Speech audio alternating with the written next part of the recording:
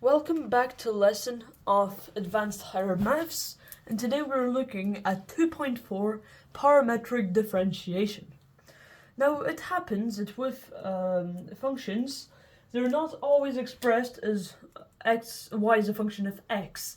Sometimes y and the x are expressed as a function of a third variable. Now what I mean by this, I'm going to show you the most example of a third variable, which is time. So say we had x is equal to 2t cubed and y is equal to 4t squared plus 1, well then they're both expressed separately as a function of a third variable. So this is actually quite common in things like projectile motion, when something's flying. And so we will look in this video at how to find derivatives, speeds, velocities, etc. of functions similar to this. So let's look at the method, right? So let's say x is equal to f of t, right? We're going to try to make a general statement, and y is equal to g of t. Well then, dy over dx is simply equal to dy over dt divided by dx over dt, right? Because dt appears on both the denominator, so this simplifies to dy over dx, which is what we're looking for.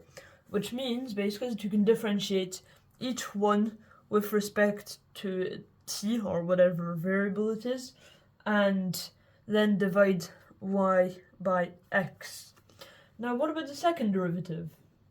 So d squared y over dx squared, well, that's just equal to d over dt dy over dx times dt over dx, right? That makes sense, because then this cancels, and so we're left with dy over dx, and then we're taking the derivative with respect to x of that, and so we get d squared y over dx squared, or the second derivative of y with respect to x. So this may seem a bit confusing, but with examples you'll get the hang of it in no time. Let's say that x is equal to, let's use our example actually, I'm just going to give us a bit more space. X is equal to 2t cubed and y is equal to 4t squared plus 1. Well then what is dy over dx equal to, and what is d squared y over dx squared equal to? So let's look first at dy over dx. Well, to do this, we need to find dy over dt, which is just power rule 8t, and dx over dt, which is just power rule 6t squared.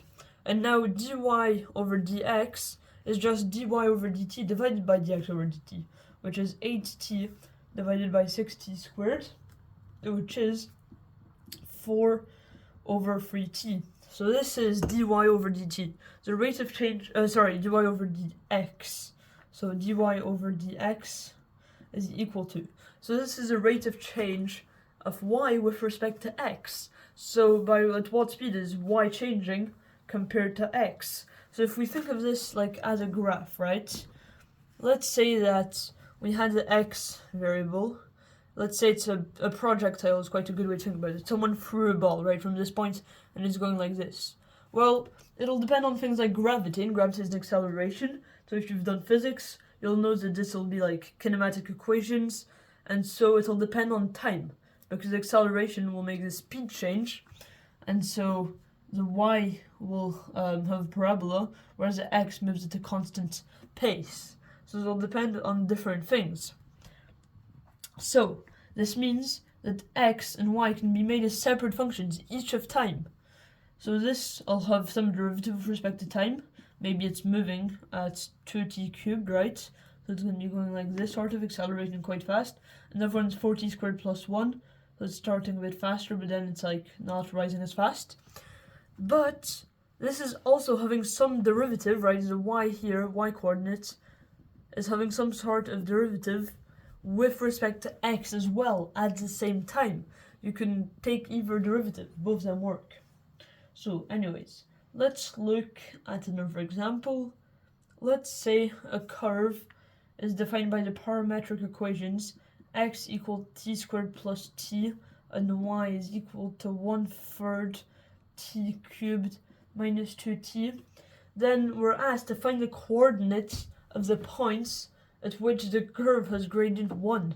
So by gradient we mean dy over dx equals 1 at which coordinates. Okay, that's our question.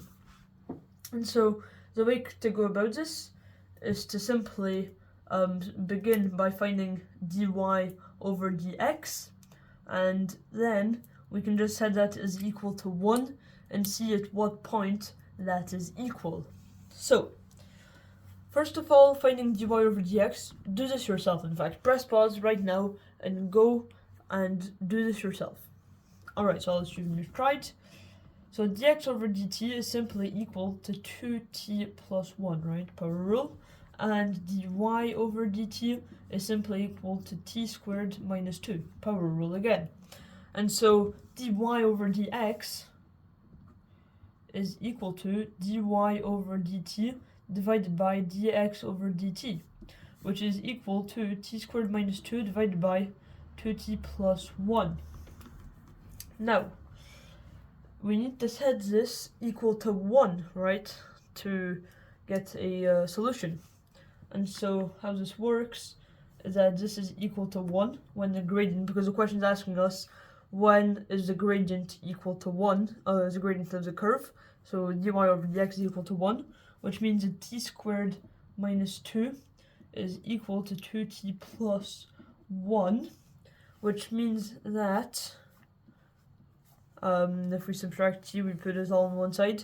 T squared minus 2t minus 3 is equal to 0, so now we can factorize this. That's t minus 3t plus 1 is equal to 0, so it's true at two instants. T equals minus 1 and t equals 3. But think about it, which result are we going to keep? Because do we really want to keep both results? Does it make sense to have a negative time to be moving when time is negative? Well, no, we consider that time should only be positive, at least for maths, we'll allow that simplification.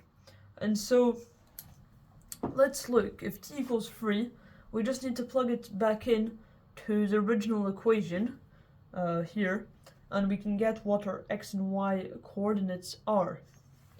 So, that's going to be equal to 3 squared plus 3.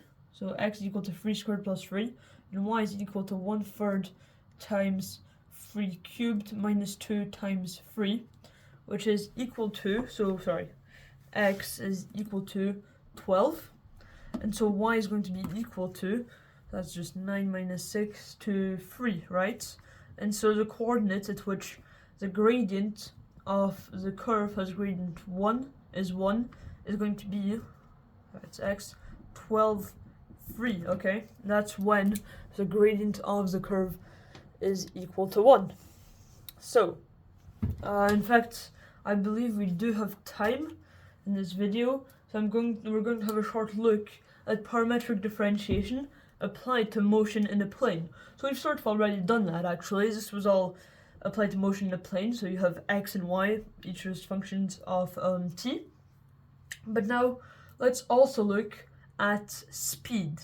If you do physics, this will be very easy for you. Of course, speed, v, is given by, if you know the x component and the y component, is given by vx squared plus vy squared.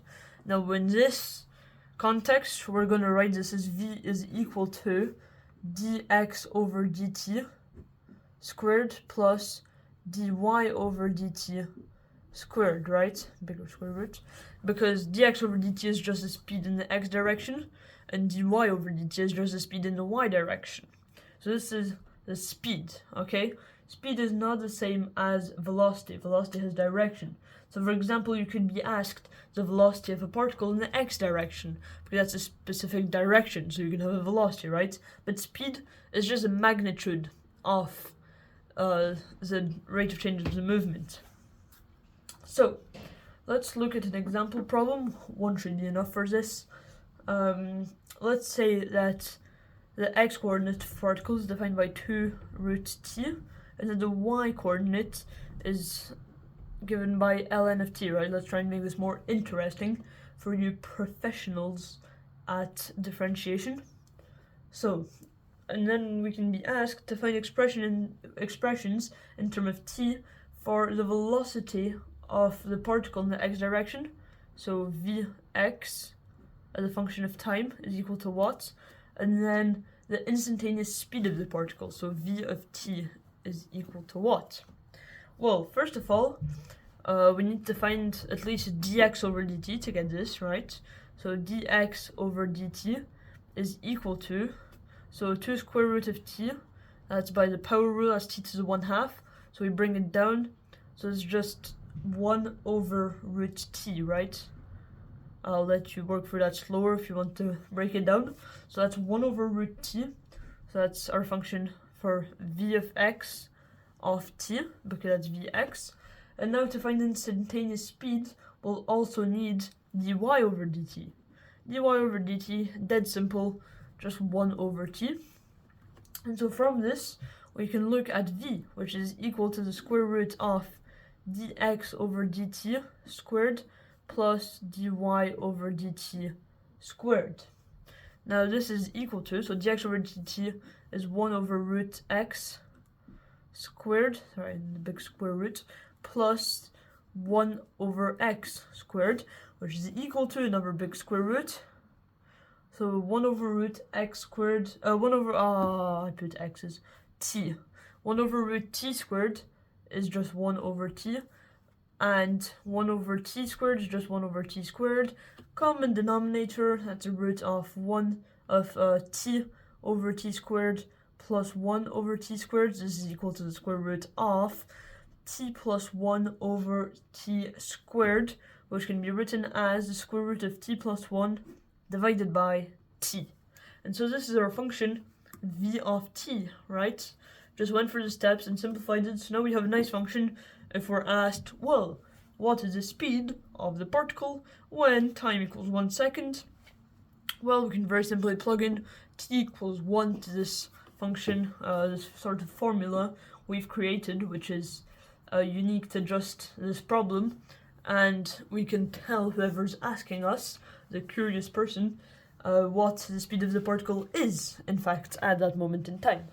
So, hope you had fun with all this motion.